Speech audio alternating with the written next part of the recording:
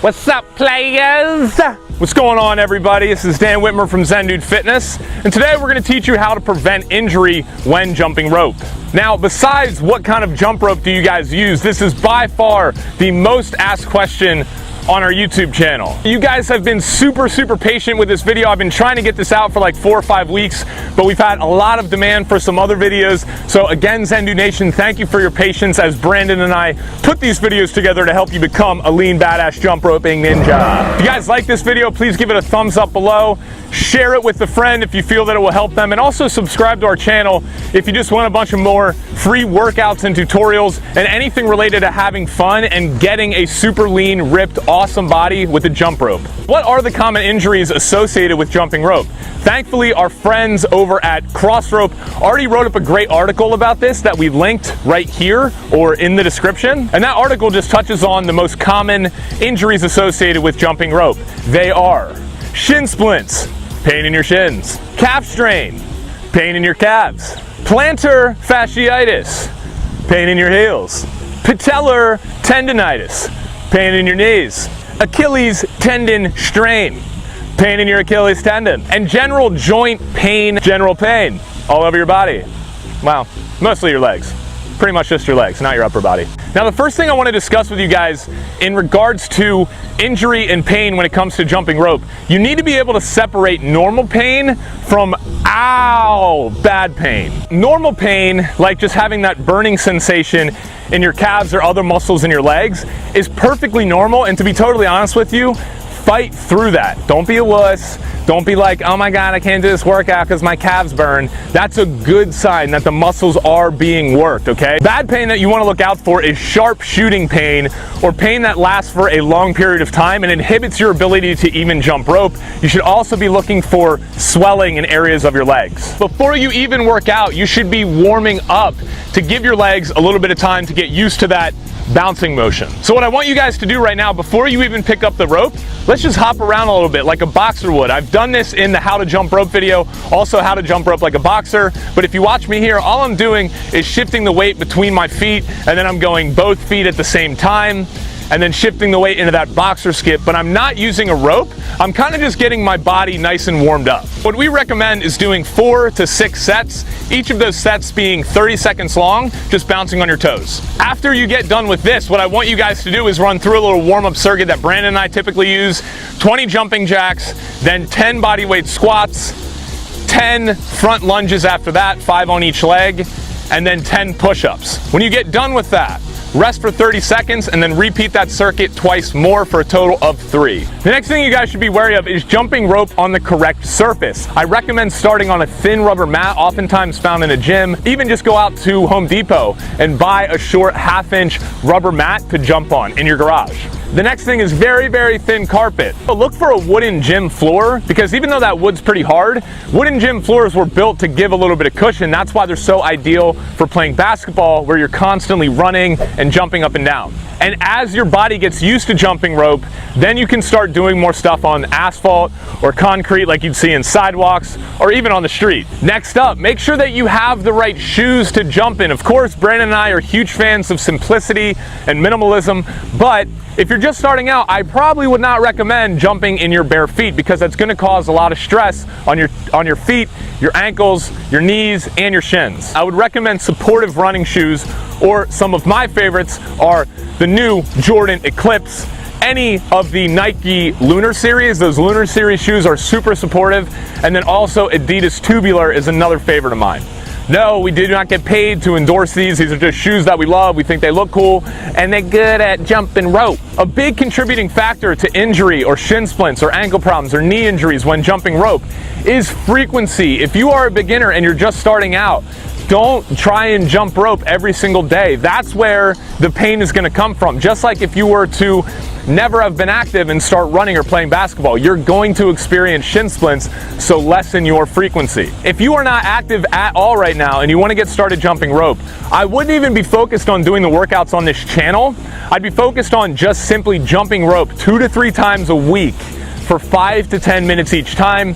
You don't have to go 5-10 minutes straight. You can break those up into minute-long increments and rest 30 seconds in between.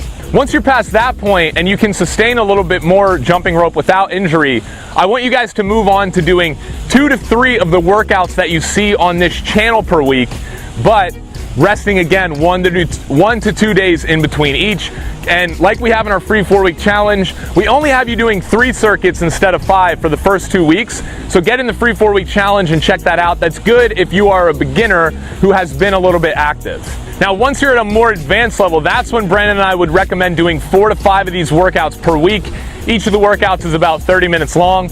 And at this point, to be honest, Brandon and I don't really get shin splints or injuries because we've been jumping rope consistently for such a long period of time. So there is a time frame where your body just kind of needs to get used to that jumping motion every single day. Jumping rope is one of the safest exercises you can do to avoid pain. And there's a common misconception about this because people think, oh, jumping rope is a high impact sport.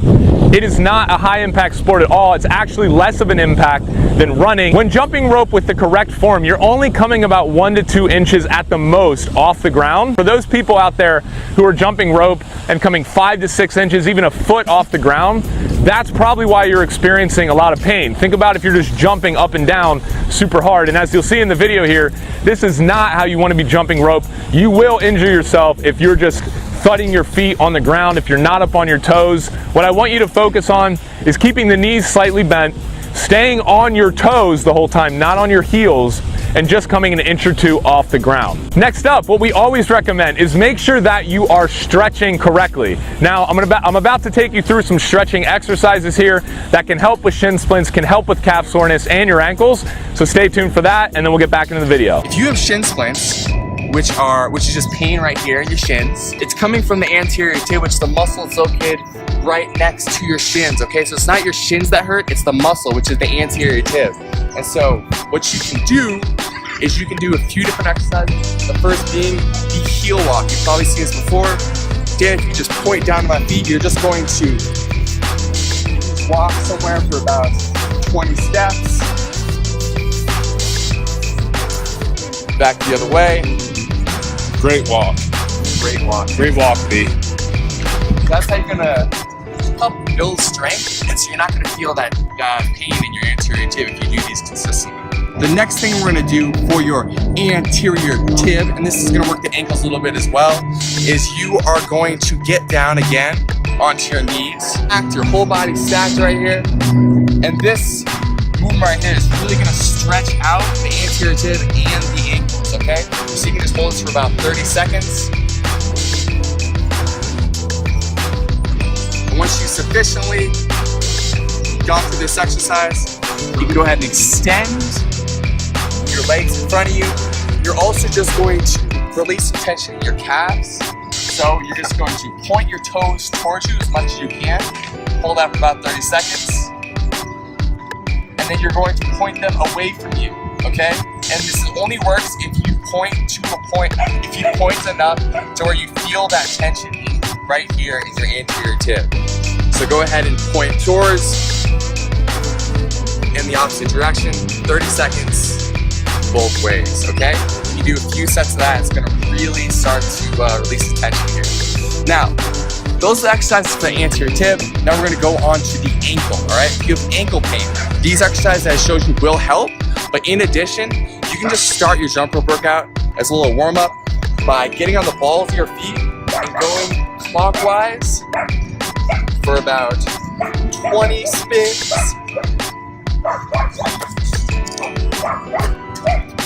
And then taking it, stretching it out, shaking it out, and then go in the opposite direction, counterclockwise,